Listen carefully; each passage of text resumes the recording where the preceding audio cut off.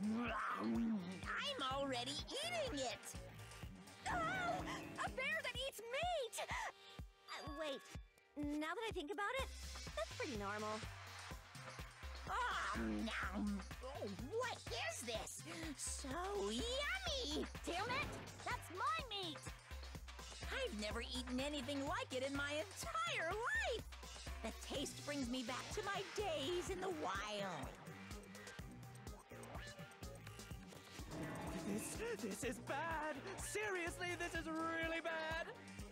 My, there's something inside the meat! Look what came out! Isn't that... Is that an iron skewer? Check it out. The handle looks like it's made of bone. Pretty clever.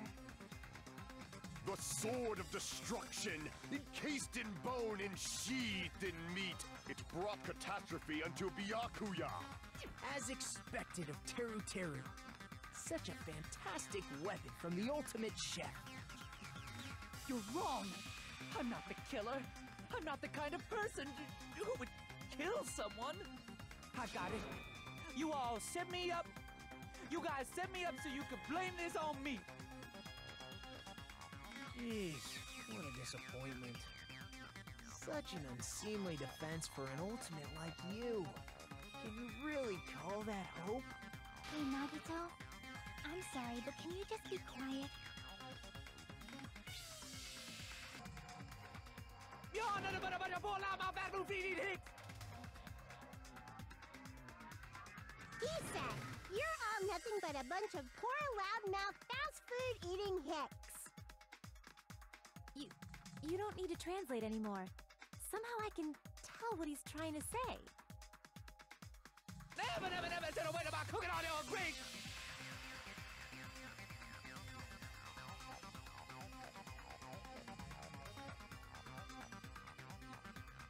I guess we need to settle this, once and for all.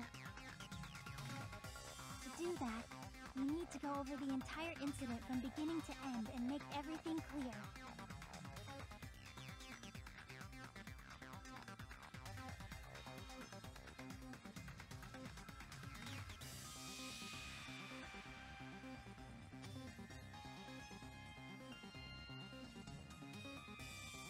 So, we need to do it.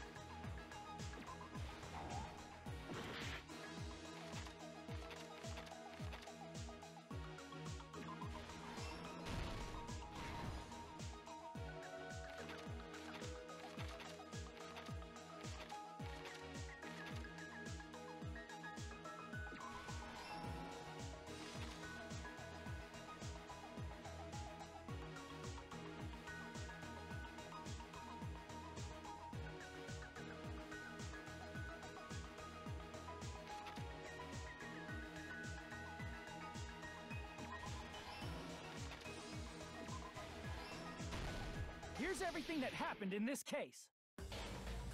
Let's try going over the whole incident, beginning with right after the party started.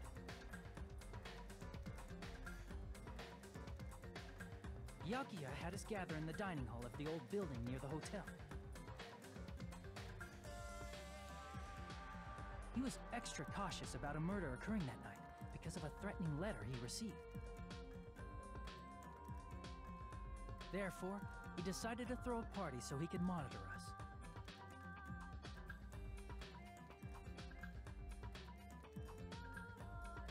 Though one person didn't come, the rest of us assembled at the dining hall, and the party was underway. But at that time, the trap set by a certain someone was already in motion. They plugged 3 irons into the outlets in the storage room, which nearly capped the power usage.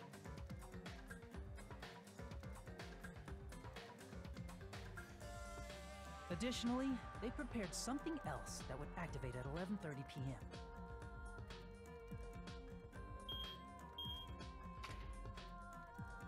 The air conditioners in the office and dining hall. They had already set the timers for these. Thanks to the irons maxing out the power usage, the breaker was tripped when the air conditioners kicked on.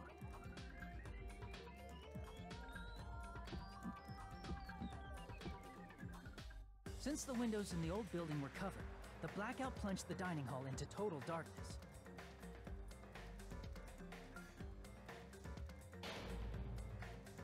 But when that happened, Byakuya took out a specific item that he brought in his case. That item was the night vision goggles. Byakuya was so concerned about a murder occurring that he brought a variety of security equipment with him. When he put on his night vision goggles, Byakuya witnessed a certain someone making a suspicious move.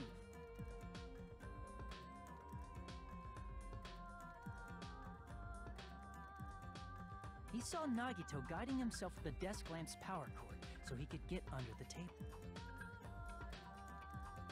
That's right, everything up to that point was all part of Nagito's plan.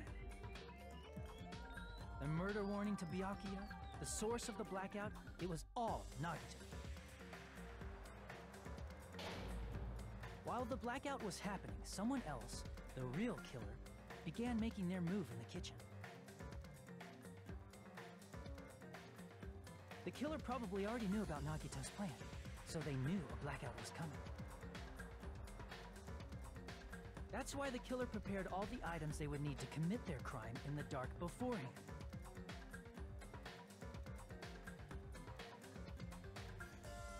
They needed a light source, which was provided by the portable stove in the kitchen.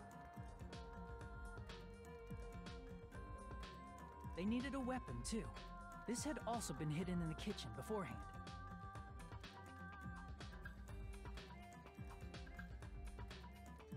The long iron skewer used in the churrasco dish. The killer hid that inside that meat with the bone in it.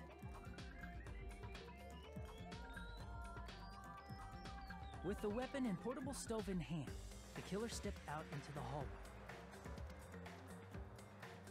First, they closed the fire door in the hallway so their light source wouldn't peek toward the dining hall.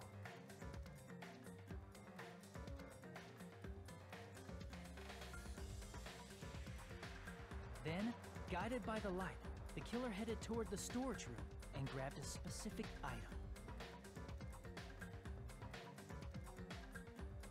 That's right, a tablecloth to block the blood splatter.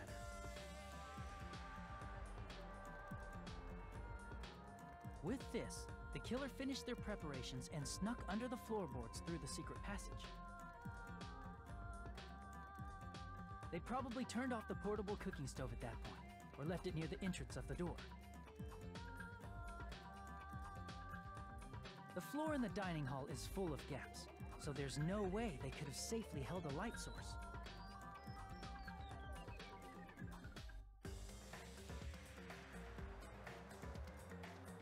But thanks to the glowing mark they painted earlier, the killer was able to get beneath the table.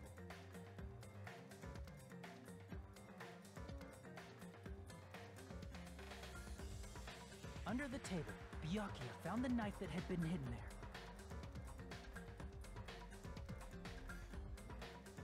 If only he had retreated, he probably wouldn't have gotten killed, but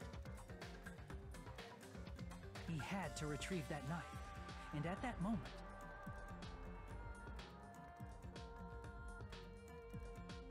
the killer lurking beneath the floorboard stabbed straight up with the iron skewer. The killer had been waiting in the dark for the moment when the glowing paint began to move.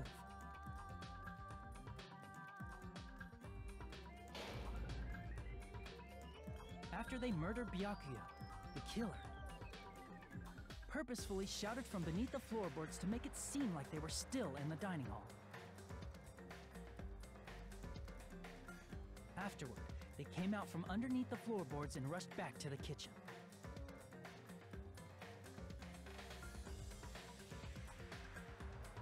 And then, after hiding the murder weapon in the kitchen, they rejoined the group as if nothing had happened.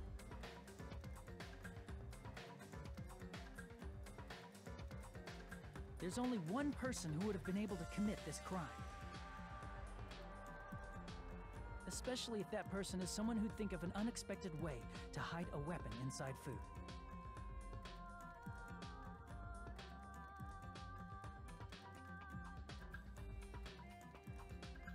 Isn't that right, Teru Hanamura?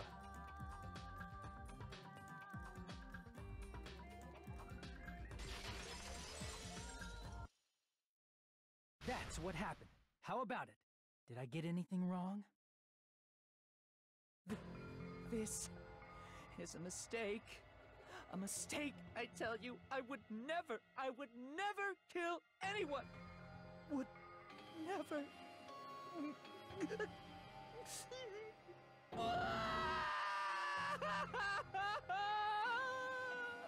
It seems this is the end.